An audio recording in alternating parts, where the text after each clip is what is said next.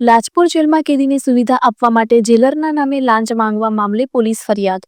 સુરતની લાજપોર સેન્ટ્રલ જેલના જેલરના નામે જેલમાં બંધ કેદીના નામે 15,000ની ખંડણી માંગતો કોલ ઓડિયો વાયરલ થતા હડકંપ મચી ગયો છે। જે અંગે જેલર પીએ ચાવડા દ્વારા અજાણ્યા શખ્સ વિરુદ્ધ સચિન પોલીસ સ્ટેશનમાં ફરિયાદ નોંધાવી છે। સુરતની લાજપોર મધ્યસ્થ જેલ ખંડણી માંગણીના આરોપમાં વિવાદોમાં ઘેરાયો છે। મળતી માહિતી મુજબ જેલમાં બંધ રહેલા એક કેદીની પત્નીને અજાણ્યા નંબરથી ફોન કરી જેલરના નામે ₹15,000ની ખંડણી માંગવામાં આવી હતી। આ ફોન કોલનું રેકોર્ડિંગ સોશિયલ મીડિયા પર વાયરલ થયા બાદ મામલો ચર્ચાના ચકડોળે ચડ્યો છે। લાજપોર જેલના જેલરે આ આરોપોને પાયાવિહોણા ગણાવ્યા છે। તેમણે સ્પષ્ટ કર્યું છે કે કોઈ અજાણ્યા વ્યક્તિએ તેમની ઓળખનો દુરુપયોગ કરી જેલની પ્રતિષ્ઠાને ઠેસ પહોંચાડી છે। આ મામલે જેલરે પોતે જ સચિન પોલીસ સ્ટેશનમાં અજાણ્યા વ્યક્તિ વિરુદ્ધ ફરિયાદ નોંધાવી છે।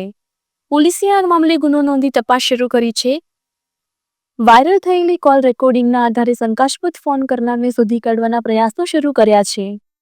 જી સર, 11/11/2025ના રોજ સોશિયલ મીડિયામાં એક ઓડિયો વાયરલ થયેલો હતો। જે બાબતે અડાજણ પોલીસના દ્વારા એક જ ગુનાના 3 આરોપીઓની ધરપકડ દ્વારા કોર્ટના હુકમથી એને 8/11/2025ના રોજ રાત્રે અંદાજે 10:30 વાગે લાજપોર જેલ ખાતે દાખલ કરવામાં આવ્યા હતા। અજાણી વ્યક્તિઓ દ્વારા આરોપીના પરિવારજનોને મજકૂર કેદીઓને જેલમાં દાખલ થયા પહેલા અંદાજે સાંજે 6:30 થી 7:30ની વચ્ચે ફોન કરી અને ગેરકાયદેસર રીતે રૂપિયાની માંગણી કરેલ।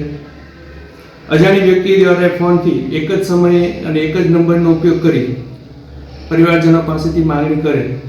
ખરેખર તેઓ કેદીઓ કે તહોમતદારો જેલ ખાતે અંદર હાજર થયેલા જ હતા નહીં અને બાહ્ય ઇસમો દ્વારા ગેરરીતે રૂપિયાની માંગણી કરેલ હતી અને આવું જણાઈ આવતા અજાણી વ્યક્તિઓ વિરુદ્ધ ખોટી ઓળખાણ આપી અને ગેરકાયદેસર પ્રવૃત્તિ કરવા બદલ સચિન પોલીસ સ્ટેશન ખાતે ફરિયાદ દાખલ કરવામાં આવેલ છે।